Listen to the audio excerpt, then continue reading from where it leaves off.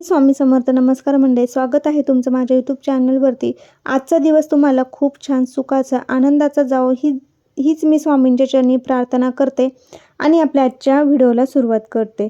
उद्या बुधवार 29 जुलै रोजी यंदाची अत्यंत पवित्र मानली जाणारी आषाढी पौर्णिमा म्हणजेच गुरुपौर्णिमा येत आहे. तर हा दिवस गुरुबद्दल कृतज्ञता व्यक्त करण्याचा, दत्त महाराजांच्या आणि श्री स्वामी समर्थांची कृपा प्राप्त करून घेण्याचा सर्वात मोठा व फलदायी दिवस मानला जातो. या दिवशी केलेले जप, तप, पूजा आणि धार्मिक उपाय हे आपल्या वर्षातील इतर कोणत्याही दिवसांपेक्षा शेकडो पटीने अधिक फळ देतात. आजच्या या दिवशी आपण गुरुपौर्णिमेचा शुभ मुहूर्त, या दिवशी जुळून आलेला दुर्मिळ शुभयोग, श्री स्वामी समर्थ आणि दत्त महाराजांची कृपा कशी करायची, यांची पूजा कशी करायची, तसेच आपल्याला उंबराच्या झाडाचे एक अत्यंत सोपा उपाय, अतिशय प्रभावी उपाय आणि तसेच अनेक उपाय आपण आजच्या व्हिडिओमध्ये पाहणार आहोत. त्यासाठी तुम्ही व्हिडिओ स्किप न करता शेवटपर्यंत नक्की बघा, जेणेकरून तुम्हाला संपूर्ण माहिती तुम्हाला अगदी व्यवस्थितरित्या मिळेल. कारण हा एक उपाय आहे, तर तो उपाय आयुष्यातील सर्वच अडचणी, संकटे दूर होऊन कुटुंबाची, पतीची, मुलाची खूप अशी प्रगती होईल. प्रचंड आपल्या आयुष्यामध्ये प्रगती होईल. तर व्हिडिओ जर आवडला तर नक्की तुम्ही लाईक करा, शेअर करा आणि सबस्क्राईब करा आणि व्हिडिओ तुमच्या मित्रपरिवारामध्ये शेअर करायला विसरू नका. कमेंटमध्ये श्री स्वामी समर्थ लिहिला देखील अजिबात विसरू नका. तर थोडक्यामध्ये मी तुम्हाला हा उपाय कसा करायचा आहे याबद्दलचीच माहिती देणार आहे. त्यासाठी व्हिडिओ स्किप न करता बघा. गुरुपौर्णिमेचा म्हणजेच आषाढ पौर्णिमा दिवस तिथीनुसार अत्यंत महत्त्वाचा मानला जातो. यंदा बुधवारी 29 जुलै रोजी आषाढ पौर्णिमेचा प्रारंभ होत आहे. या दिवशी सूर्योदयाच्या वेळी पौर्णिमा तिथी विद्यमान असल्यामुळे संपूर्ण दिवसभर आणि रात्रभर पौर्णिमेचा पूर्वकाळ मानला जाईल. पौर्णिमा तिथीचा प्रारंभ हा 28 जुलैच्या उत्तर रात्री मध्यरात्रीनंतर होत असून 29 जुलै रोजी दिवसभर पौर्णिमा तिथी व्याप्ती राहणार आहे. शास्त्रात सांगितल्याप्रमाणे ज्या दिवशी सूर्यास्ताला पौर्णिमा येते असते, तोच दिवस गुरुपौर्णिमेचे पूजनासाठी आणि व्रतासाठी ग्रह धरला जातो. त्यामुळे 29 जुलै हाच दिवस गुरुपौर्णिमेचा मुख्य सण म्हणून साजरा केला जाणार आहे. या दिवशी गुरुपौर्णिमेचे विशेष वैशिष्ट्य म्हणजे या दिवशी अनेक अत्यंत दुर्मिळ आणि शुभयोग तयार होत आहेत. या दिवशी सर्वार्थ सिद्धियोग, अमृतसिद्धियोग आणि प्रीतियोग यांच्या सुंदर मिलन घडून येत आहे. तर 29 जुलैच्या सकाळी सूर्योदयापासून ते दुपारी 12:30 वाजेपर्यंत हा काळ आपल्याला पूजेसाठी, अभिषेक आणि उपासनासाठी आणि गुरुपद घेण्यासाठी अत्यंत फलदायी मानला जाणार आहे. सकाळी 8 ते 10:30 आणि दुपारी 12 ते 1:30 हा काळ स्वामींच्या पूजेसाठी व औदुंबराच्या पूजेसाठी अत्यंत सर्वोत्तम मानला गेला आहे. शास्त्रानुसार सर्वात सिद्धियोगामध्ये केलेल्या कोणत्याही धार्मिक कार्याचे किंवा उपायांचे फळ अधिक पटीने आपल्याला मिळत असतात. त्यामुळे ह्या मुहूर्तावर तुम्ही जो काही संकल्प कराल तो स्वामींच्या कृपेने नक्की पूर्ण होईल. आषाढ पौर्णिमा गुरुपौर्णिमा का म्हणतात, तर या दिवशी महर्षी वेदव्यास यांचा जन्म झाला होता.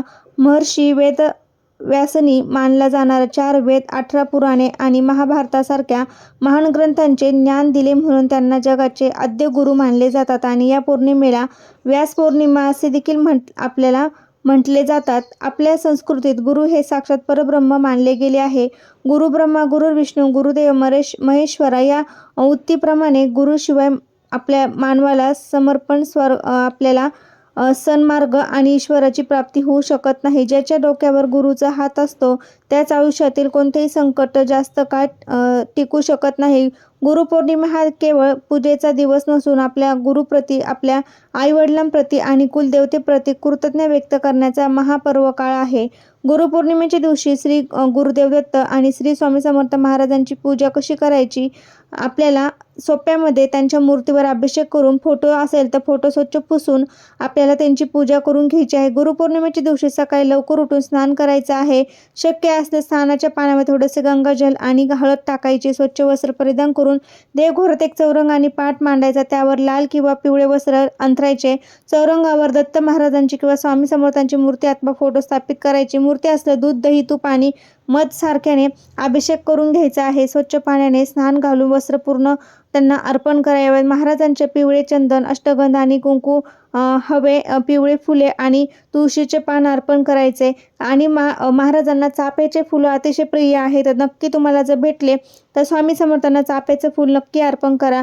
दत्त महाराज आणि स्वामींच्या तुळस अष्टगंधा अत्यंत प्रिय आहे. महाराजांना खडी साखर, पेढे, सुकामेवा किंवा गव्हाच्या खिरीचा नैवेद्य दाखवावा. पूजेनंतर स्वामींचा श्री स्वामी समर्थ या एक महाजप आपल्याला करायचा आहे, किंवा दिगंबरा दिगंबरा श्रीपाद वल्लभ दिगंबरा याचा देखील एक जप करू शकता. स्वामी चरित्र सारामृताचा आपल्याला एक पाठ आहे, तर तो 21 अध्यायाचा एक पाठ आहे, तर तो आपल्याला या दिवशी करायचा आहे. ते करण्यासाठी आपल्याला फक्त 2 ते 2.5 तास लागतात. तर नक्की तुम्ही हा एक पाठ आहे तर तो करा. अत्यंत फलदायी ठरेल. शास्त्रामध्ये आणि गुरुचर आपल्याला चरित्रात उंबराच्या झाडाला अत्यंत पवित्र मानले जाते. गुरुचरित्रामध्ये उंबराच्या झाडाला अत्यंत पवित्र मानले जाते आणि साक्षात श्री गुरूंचा वास असणारे वृक्ष मानले गेले आहे.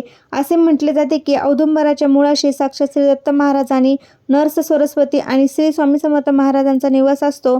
उंबराचे झाड हे साक्षात कल्पवृक्ष मानले जाते. ज्याप्रमाणे कल्पवृक्षाखाली बसून मागितलेली इच्छा पूर्ण होते, त्याचप्रमाणे औदुंबराच्या झाडाची सेवा केल्याने माणसाच्या आयुष्यात दारिद्र्य, जे आजारपण आहे, नकारात्मक ऊर्जा कायमचे नष्ट होतात. म्हणूनच गुरुपौर्णिमेच्या दिवशी औदुंबराची सेवा करणे म्हणजेच थेट स्वामींची सेवा करण्यासारखे आहे.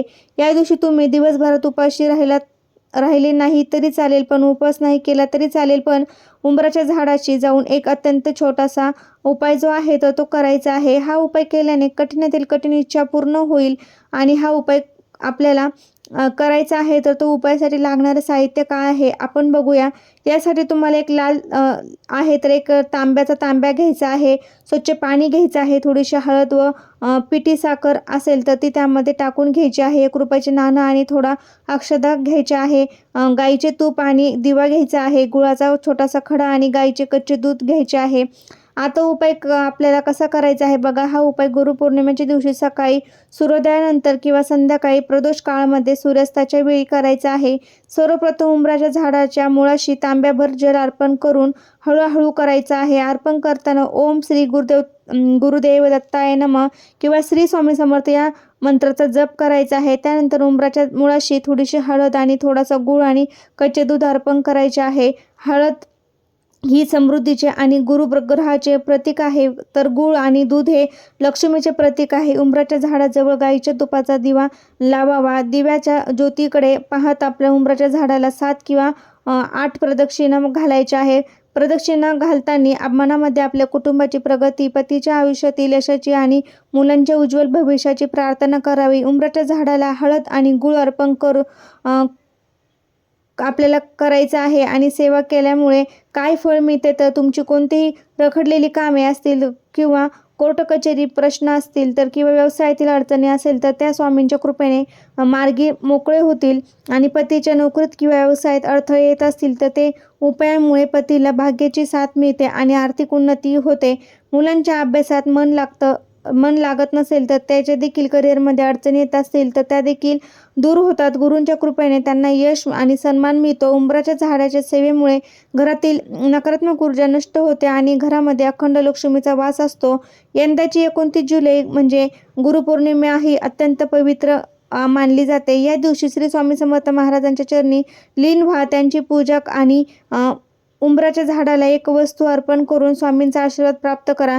स्वामी महाराजांची सेवा केल्यामुळे आपल्या जीवनातील सर्व संकटे दूर होतात असतात, पण आपल्या जीवनामध्ये येणाऱ्या सर्व अडचणी सुद्धा दूर होण्यासाठी मदत होते. आपली जी काही इच्छा असेल तर ती धनप्राप्ती, लक्ष्मीप्राप्ती, कर्जमुक्ती संदर्भात असेल किंवा इतर कोणती इच्छा अपूर्ण राहिलेली असेल तर ती पूर्ण होण्यासाठी मदत होती. त्यासाठी आपल्याला हा उपाय जो आहे तर तो करायचा आहे. तर कसा वाटला व्हिडिओ ते नक्की सांगा. तुम्हाला व्हिडिओ जर आवडला असेल तर तुमच्या मित्रपरिवारामध्ये शेअर करायला विसरू नका. श्री स्वामी समर्थ. धन्यवाद.